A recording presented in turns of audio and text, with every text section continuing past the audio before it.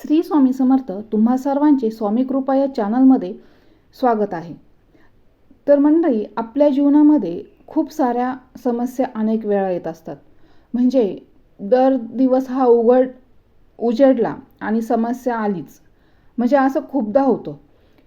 पण प्रत्येक समस्यांची तीव्रता ही वेगवेगळी असते. या सर्व समस्यांना तुम्ही प्रत्येकजण म्हणजे वेगवेगळ्या पद्धतीने फेस करत असतात. प्रत्येकजण कुठल्या ना कुठल्या गोष्टीने ग्रासलेला असतो. या सर्वांसाठी मी एक छोटासा उपाय सांगणार आहे. म्हणजे समस्याचा एक ते निवारण आहे. तर ते तुम्ही ते करून बघा तुम्हाला कसा अनुभव येतो. कारण की ह्या गोष्टीचा मलाही सुद्धा खूप सुंदर अनुभव आलेला आहे. आणि हा आध्यात्मिक उपाय आहे. ग्रंथातला अगदी एक छोटासा अध्याय आहे आणि हा तुम्हाला वाचायचा आहे. मी अगदी तुम्हाला 100% खात्री देते की तुमची जी काही समस्या असेल तर ती जर हा उपाय तुम्ही श्रद्धेने केला तर तुमची कुठलीच समस्या तुमच्या आयुष्यात राहणार नाही. तर तो जो उपाय आहे तर तो श्रीपाद श्री वल्लभ चरित्रामृत ग्रंथातला 52 अध्याय आहे. तर या अध्यायाची फलश्रुतीच अशी आहे की सर्व समस्या अप्रयत्नाने दूर होतील. अप्रयत्नाने म्हणजे प्रयत्न सुद्धा आपल्याला करावे लागणार नाही, तर सर्व समस्या ह्या अप्रयत्नाने दूर होतील. तो अध्याय अगदी छोटा आहे, अर्ध्या मिनिटाचाच आहे, अगदी 2-3 ओळींचा अध्याय आहे. आणि हा अध्याय तुम्हाला आहे ना, तुम्ही रोज वाचा. बघा, आता काही जण म्हणतील मी ऐकूनच घेईल. अगदी 2-3 ओळींचा अध्याय जर तुम्ही देवघरासमोर बसून वाचलात तर काही हरकत नाही.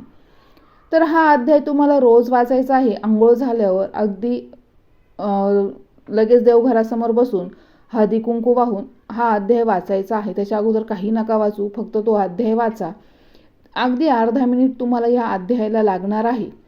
आणि हा अध्याय जर तुम्ही रोज 53 वेळेस वाचला तर तुम्हाला सर्व श्रीपाद श्री वल्लभ चरित्रामृत या ग्रंथाचं तुम्हाला फळ मिळणार आहे. म्हणजे तो ग्रंथ वाचल्याचं फळ मिळणार आहे, असा हा अध्याय आहे.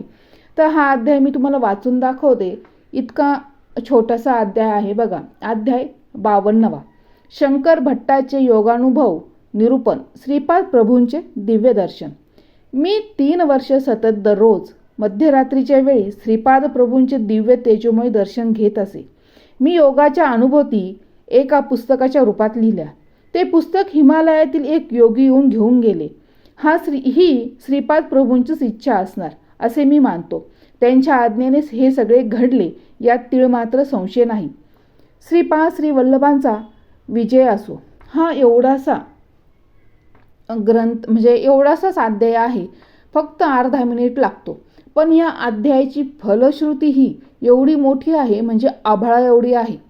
आणि हा श्रीपाद श्री वल्लभ चरित्रामृत हा जो ग्रंथ आहे हा 53 अध्यायांचा आहे आणि 300 पानी असा मोठा ग्रंथ आहे. प्रत्येक अध्याय हे लहान मोठे आहेत, पण प्रत्येक अध्यायाची ही फलश्रुती वेगळी आहे. प्रत्येकाच्या जीवनात वेगवेगळ्या समस्या असतात. शिक्षणविषयक असतात, नोकरीविषयक असतात, आजारपणाविषयी असतात, लग्नविषयक असतात. आपल्या या समस्या ज्या असतात त्याला काही अंत नाही.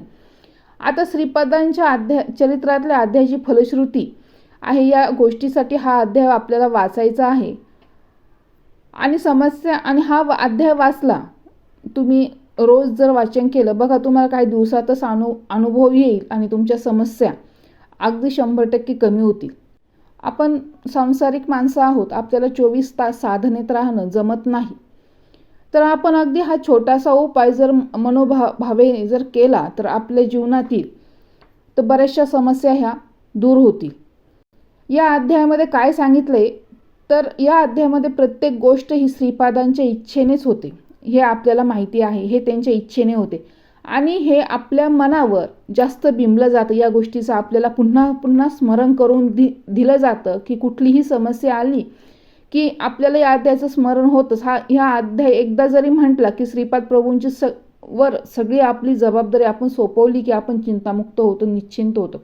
मग आपल्याला काय होतं, मनाला मग शांत वाटायला लागतं. आणि मग बघा तुम्हाला अनुभवायला येईल की तुमच्या समस्येचं निराकरण झाल्याचं हा अनुभव तुम्हाला नक्की येईल.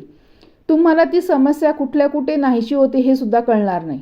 म्हणजे समस्या नव्हतीच हे तुमच्या मनात राहील. म्हणजे मनाला म्हणजे श्रीपाद प्रभू हे आपल्या मनाला पटवून देतात की ही समस्या नव्हतीच. म्हणून श्रीपाद प्रभू म्हणतात, मी आहे ना, तू काय काळजी करतोस. हा अध्याय तुम्ही आत्मसात करा. या अध्यायाला आपल्या जीवनामध्ये अमूल्य आमूलाग्र असं स्थान द्या. आणि प्रत्येक म्हणजे हा अध्याय छोटा जरी असला तरी त्याचं महत्त्व काही कमी नाही आहे. त्यामुळे तुम्ही हा अध्याय जर 53 वेळेस जरी म्हटला तरी तुम्हाला संपूर्ण ग्रंथाच्या पारायणाचं फळसुद्धा मिळू शकतं. या श्रीपाद वल्लभांच्या ग्रंथामध्येच एका ठिकाणी असं सांगितलंय की दत्तदास एक गोष्ट सांगत असतात, म्हणजे श्रीपादांच्या चरित्रातली, आणि तीच गोष्ट ते काय करतात, पुन्हा पुन्हा पुन्हा पुन्हा सांगतात. असं ते काय करतात, 53 वेळा सांगतात. आणि 53 वेळेस जर ही गोष्ट त्यांची कथन झाल्यास श्रीपाद वल्लभ ताबडतोब उठतात आणि म्हणतात की माझ्या अध्यायातील ग्रंथ या गोष्टीचं त्यांनी 53 वेळा कथन केलं आहे. म्हणून संपूर्ण अध्यायाच्या पारायणाचं फळ मला त्यांना द्यायचं आहे. म्हणजे तुम्ही हा 52 अध्याय जरी 53 वेळेस वाचला तरी तुम्हाला संपूर्ण ग्रंथाच्या अध्यायाचं फळ मिळणार आहे. तुम्ही याचा अनुभव नक्की घ्या आणि याच्यात तुम्ही निश्चिंत राहा. आणि तुम्हाला जो शांत हा अध्याय वाचल्यानंतर तुम्हाला इतकं शांत वाटेल का हा तुम्हाला अनुभव येईल.